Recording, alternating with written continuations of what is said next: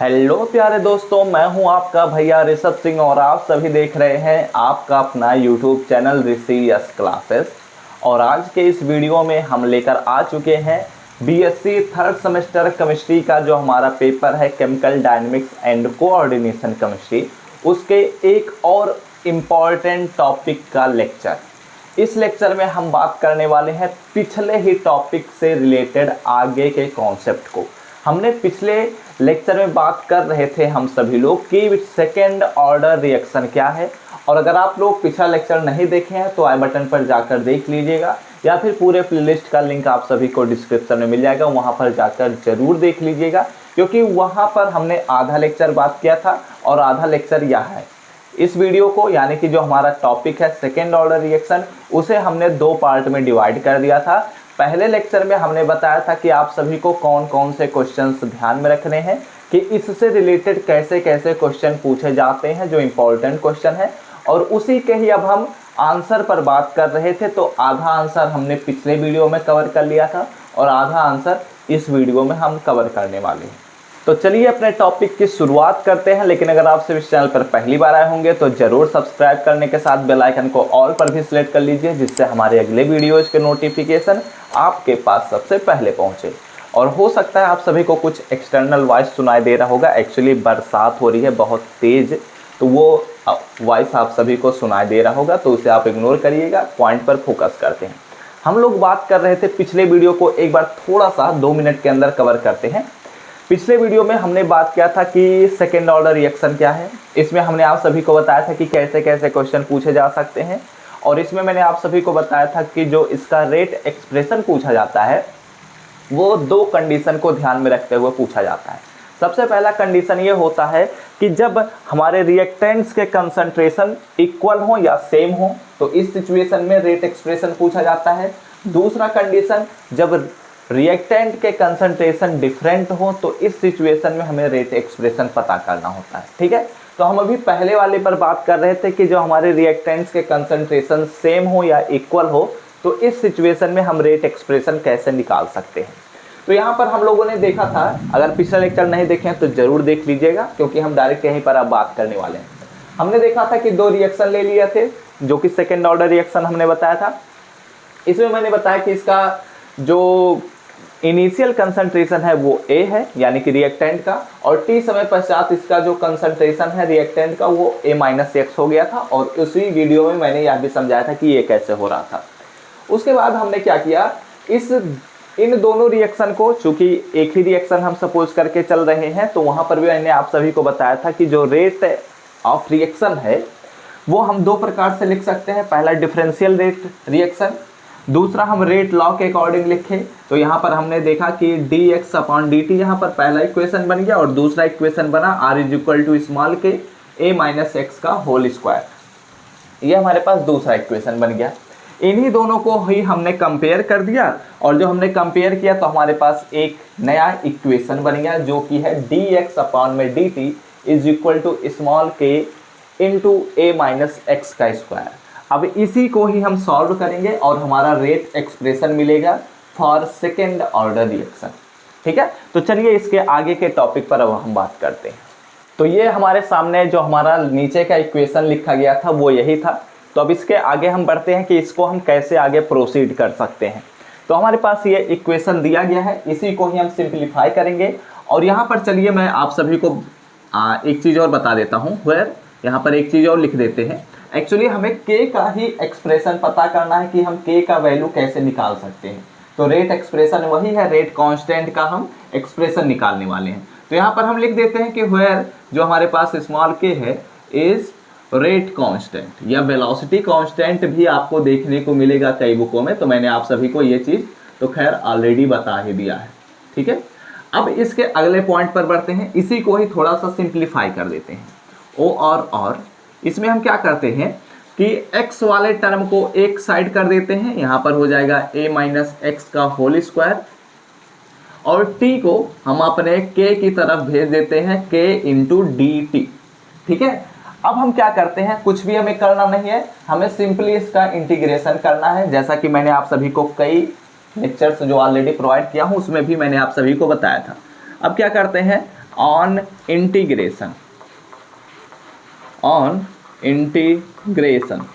अगर हम इंटीग्रेशन करते हैं तो हमें क्या देखने को मिलता है कि इंटीग्रेशन ऑफ dx अपॉन में a माइनस एक्स का whole square is equal to, हमें इंटीग्रेशन करना है small k into d T.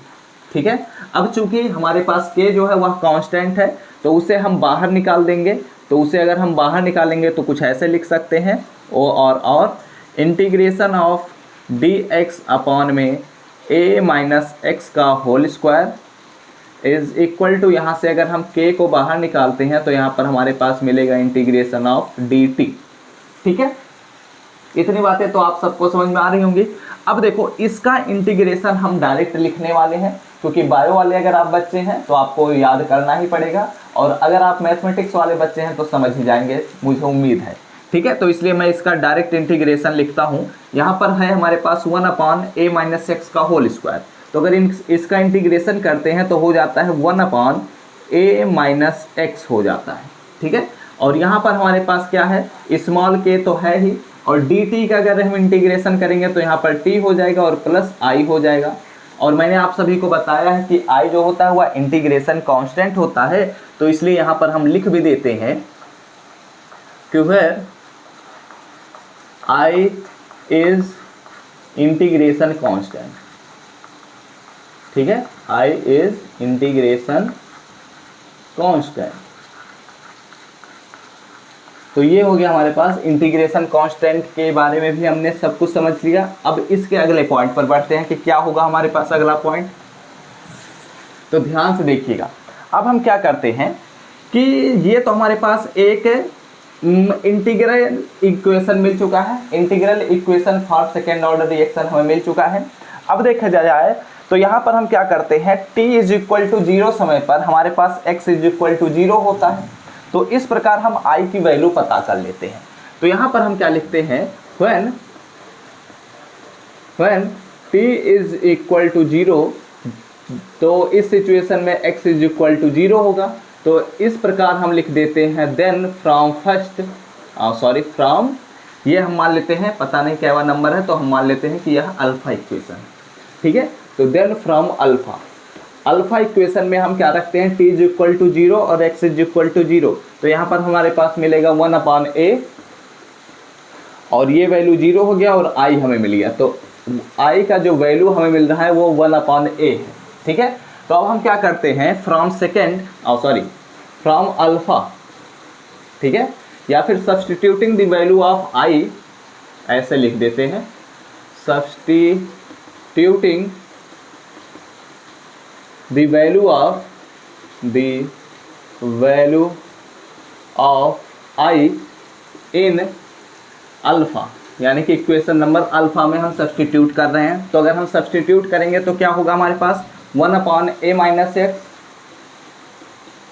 And equal to हमारे पास मिलेगा स्मॉल k और स्मॉल t, और i की जगह पर हमें रखना है 1 अपॉन a, तो प्लस 1 अपॉन a। ठीक है, अब हम क्या करते हैं, हमें k का ही तो एक्सप्रेशन पता करना है, तो हम क्या करते हैं 1 अपॉन a को इधर भेज देते हैं और kt को उधर रखते हैं। तो 1 upon a minus x is यहाँ पर हो जाएगा हमारे पास माइनस 1 अपॉन a, और यहाँ पर हो जाएगा हमारे पास स्मॉल k स्मॉल t। ठीक है, तो अगर इसी को ही हम थोड़ा और सिंप्लीफाई करते हैं तो क्या लिख सकते हैं, small k is equal to 1 upon t से डिवाइड कर देते हैं, तो यहाँ पर हो जाएगा 1 अपॉन t, और यहाँ पर हमें वैल्यू मिल रही है 1 upon a minus x minus 1 upon a। तो ये हमारे पास जो वैल्यू मिली है, या ये जो हमारे पास एक्सप्रेशन मिला है, इसी एक्सप्रेशन को ही हम, ये जो हमारे पास एक्सप्रेशन मिला हुआ है, इसी एक्सप्रेशन को ही हम कहते हैं कि यह हमारे पास रेट एक्सप्रेशन है for second order reaction when the concentration of the reactant is same या equal, यह बात ध्यान में रखना। तो इसलिए यहाँ पर हम लिख देते हैं, यह मान लेते हैं कि ये हमारे पास इक्वेशन नंबर बीटा है, और ये हमारे पास equation beta is known as क्या इसे हम कहेंगे, rate expression rate expression for second order reaction, for second order reaction, second order reaction when, यहाँ पर यह भी बता सकते हैं when, क्या बता सकते हैं when the concentration of the reactant, the concentration of the reactant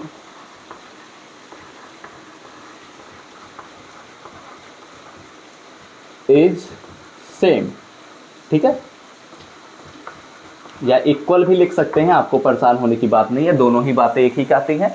तो ये हमारे पास हो गया पहला कंडीशन कि जब हमारे रिएक्टेंट के कंसंट्रेशन सेम होते हैं तो सेकेंड ऑर्डर रिएक्शन का रेट एक्सप्रेशन क्या होता है। और यह पूरा प्रोसीजर है, इसे आपको ऐसे के ऐसे ही लिखना है, आपको याद करने की ज़रूरत नहीं है। बस यह बात ध्यान में रखो कि हम कैसे किसी भी स्टेप से किसी दूसरे स्टेप पर जा रहे हैं।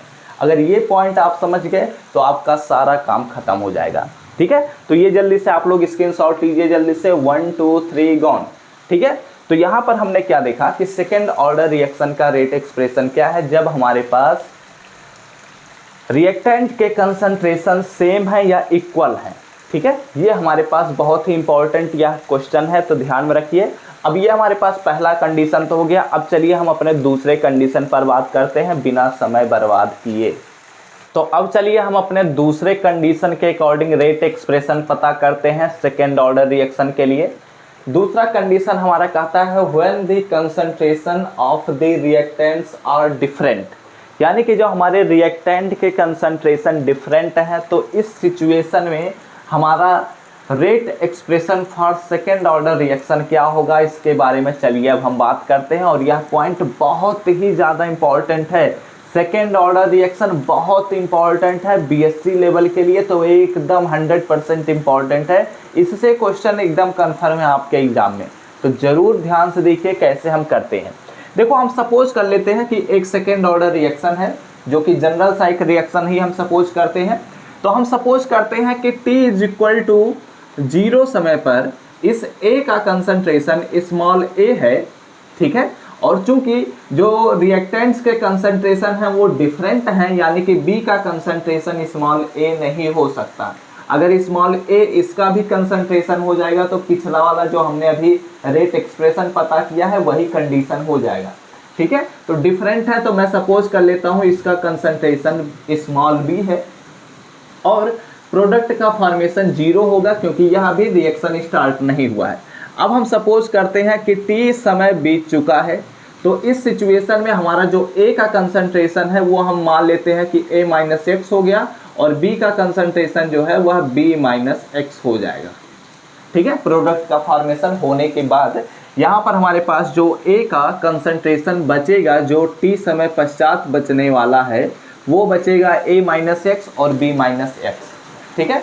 यानी कि हमारा जो प्रोडक्ट का फॉर्मेशन होगा वो 2x हो चुका रहेगा, क्योंकि x कंसंट्रेशन यहाँ से भी निकल गया, x कंसंट्रेशन यहाँ से भी निकल गया, तो हमारा 2x फॉर्म हो चुका है।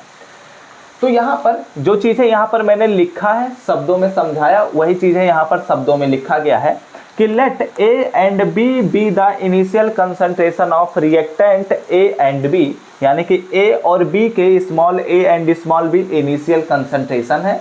इनिशियल कंसंट्रेशन का मतलब जब t = 0 समय है। फिर उसके बाद कहता है and A - x B - x be the concentration of the reactant after time t। क्या कह रहा है कि जब t समय बीत चुका है तो A - x और B - x रिएक्टेंट के कंसंट्रेशन बच रहे हैं, ठीक। इतनी बातें भी क्लियर हो गई। तो चलिए अब अगले पॉइंट पर बात करते हैं। अब यहाँ से हमारा मैथमेटिकल कॉन्सेप्ट शुरू होता है, तो चलिए एक एक करके हम बात करते हैं। यहाँ पर हम लिखते हैं रेट एक्सप्रेशन, जो सब कुछ पहले ही की तरह होगा, कुछ भी अलग नहीं होगा, तो ध्यान में रखिए। यहाँ रेट एक्सप्रेशन ना लिखते हुए यहाँ पर हम लिख देते हैं रेट ऑफ रिएक्शन, ठीक है। क्या लिख देते हैं, तो रेट ऑफ रिएक्शन। तो अगर हम रेट ऑफ रिएक्शन की बात करें तो हम जानते हैं स्मॉल r = होता है dx/dt, ठीक है। और इसे इक्वेशन नंबर फर्स्ट हम बनाकर रख लेंगे। इसके बाद हम क्या करेंगे, अकॉर्डिंग टू रेट लॉ, ठीक है, क्या करेंगे, according to rate law, according to rate law. तो रेट लॉ के अनुसार अब हम लिखेंगे, तो यहाँ पर हमारे पास मिलेगा small r is equal to small k and concentration of A into concentration of B, ठीक है, लिख देते हैं, चलिए कोई बात नहीं। Concentration of A after time t and concentration of B after time t, ठीक है। तो अगर इसी को थोड़ा सा और सिंप्लीफाई करें तो इसे ऐसे लिख सकते हैं, स्मॉल k और A का कंसंट्रेशन हमारे पास है A माइनस एक्स और B का कंसंट्रेशन हमारे पास है B माइनस एक्स, ठीक है। तो ये हमारे पास क्या हो गया, कंसंट्रेशन। यह भी समझ में आया बात कैसे हमने लिखा। तो ये हम बना लेते हैं इक्वेशन नंबर सेकेंड, ठीक है, कोई आपत्ति तो होनी नहीं चाहिए। अब हम क्या करते हैं, चलिए यहीं पर ही आगे हम बात कर लेते हैं, क्योंकि आगे का प्रोसीजर अभी बहुत लंबा है, ठीक है। तो यहाँ पर हम क्या करते हैं, इक्वेशन फर्स्ट और इक्वेशन सेकेंड को हम कंपेयर कर लेते हैं। तो यहाँ पर हम लिख देते हैं कि कंपेयरिंग फर्स्ट एंड सेकेंड, ठीक है, यानी कि हम पहले और दूसरे को कंपेयर कर रहे हैं, तो इस सिचुएशन में क्या हमें मिलता है, इस पर अब हम बात करते हैं।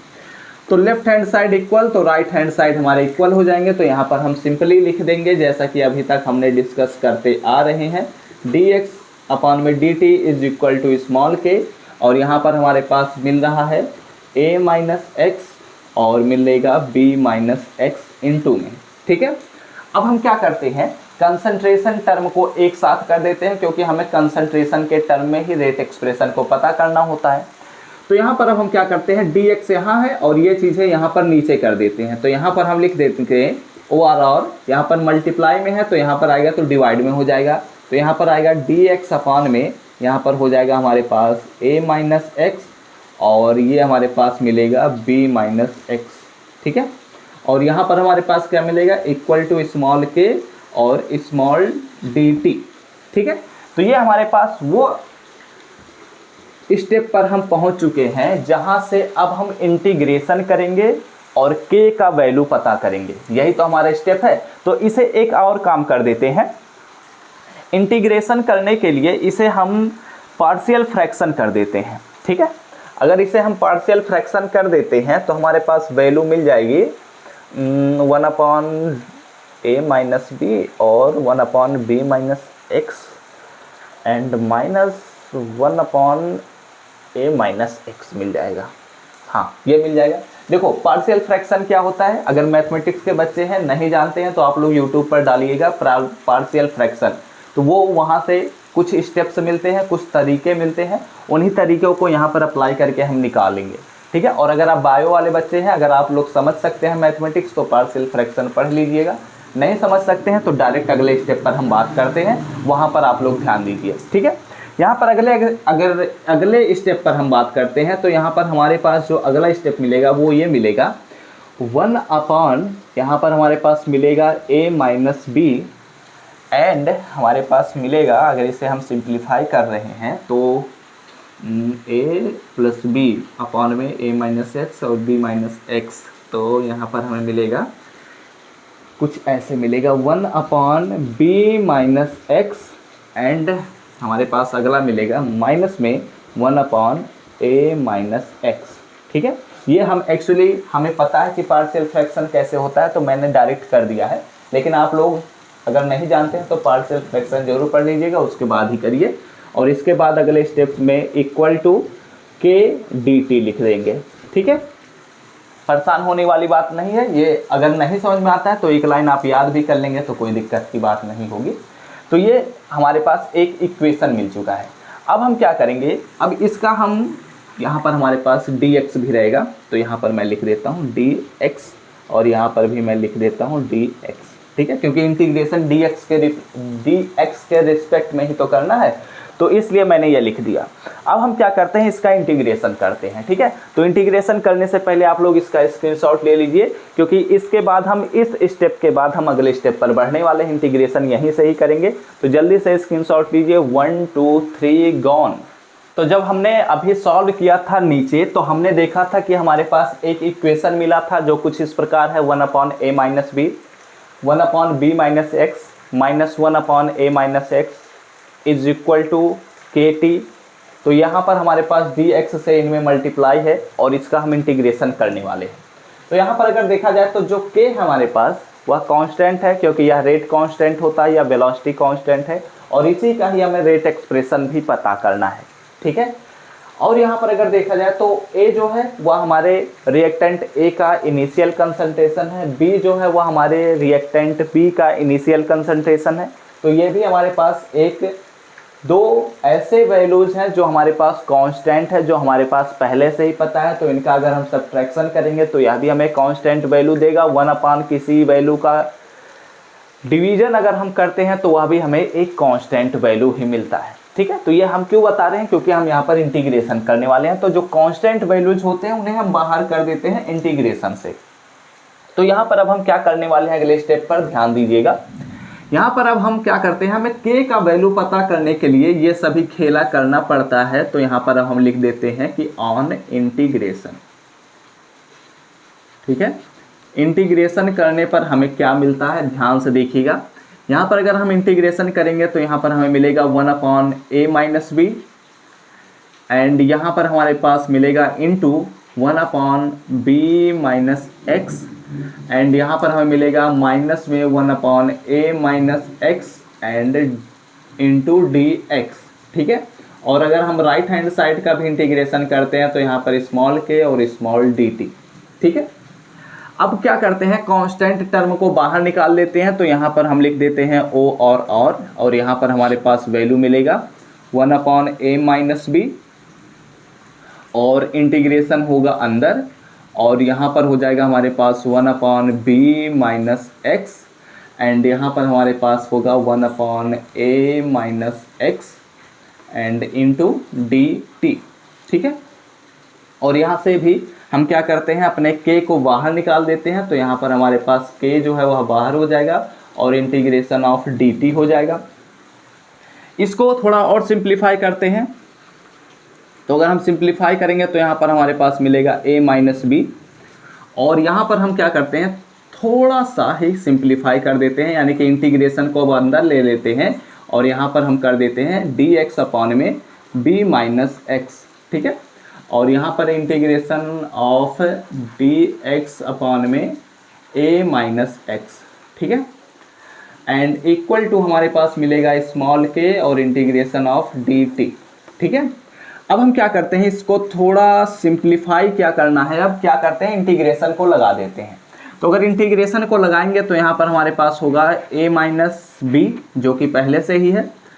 यहाँ पर क्या होगा, यहाँ पर हमारे पास integration of 1/b minus x. तो अगर इसका इंटीग्रेशन हम करते हैं तो हमें देखने को मिलता है log ऑन बेस e, और वैल्यू मिलेगा हमारे पास b माइनस एक्स, और यहाँ पर माइनस मल्टीप्लाई होगा, क्योंकि जब हम माइनस एक्स, क्योंकि b माइनस एक्स को हमें सब्सटीट्यूट करना रहेगा, और जब इसका डिफ्रेंसिएशन करते हैं तो हमें माइनस वैल्यू मिलता है, इसलिए यहाँ पर माइनस लिखते हैं। अगर मैथमेटिक्स के बच्चे हैं तो ध्यान दीजिएगा, और अगर बायो के बच्चे हैं तो आपको याद कर लीजिए, यही आसान रहेगा, ठीक है। अब इसके बाद हमारे पास यहाँ पर माइनस है, और इसका भी इंटीग्रेशन करेंगे तो माइनस में वैल्यू आता है, इसलिए माइनस माइनस प्लस हो जाता है, और यहाँ पर हमारे पास जो वैल्यू मिलेगी वो मिलेगी log e a minus x, ठीक है।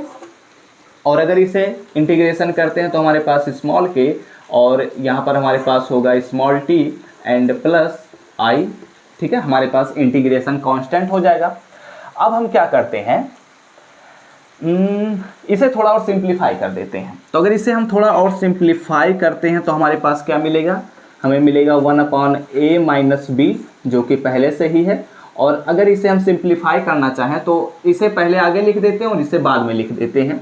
तो यहाँ पर हमारे पास हो जाएगा log a माइनस एक्स, और यहाँ पर हो जाएगा minus log b minus x, ठीक है। और ये जो बेस हमारे पास है e, इसे मिस मत करिएगा, क्योंकि इसे हम आगे यूज करने वाले हैं। Small k t plus i, इसी को थोड़ा और सिंप्लीफाई कर देते हैं। तो अगर इसे हम थोड़ा और सिंप्लीफाई करेंगे तो यहाँ पर हमारे पास हो जाएगा 1/a माइनस बी, और ये हमारे पास एक फार्मूला है जो कि मैंने आप सभी को ऑलरेडी बताया हुआ है, तो डायरेक्ट मैं लिखता हूँ log on base e a minus x upon में b माइनस एक्स, और यहाँ पर हमारे पास वैल्यू मिलेगा स्मॉल के t प्लस आई।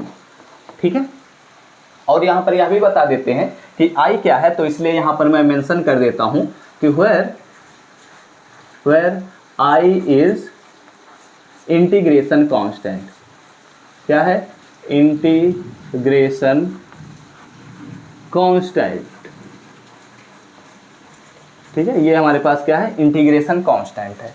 अब देखते हैं, यहाँ तक तो समझ में आ गई बात, क्योंकि ये सभी चीज़ें स्टेप बाय स्टेप हैं, बहुत ही आसान तरीके से, और हम कई रेट एक्सप्रेशन पर ऑलरेडी बात कर चुके हैं, तो ये सभी चीज़ें आसानी से समझ में भी आ गई होंगी।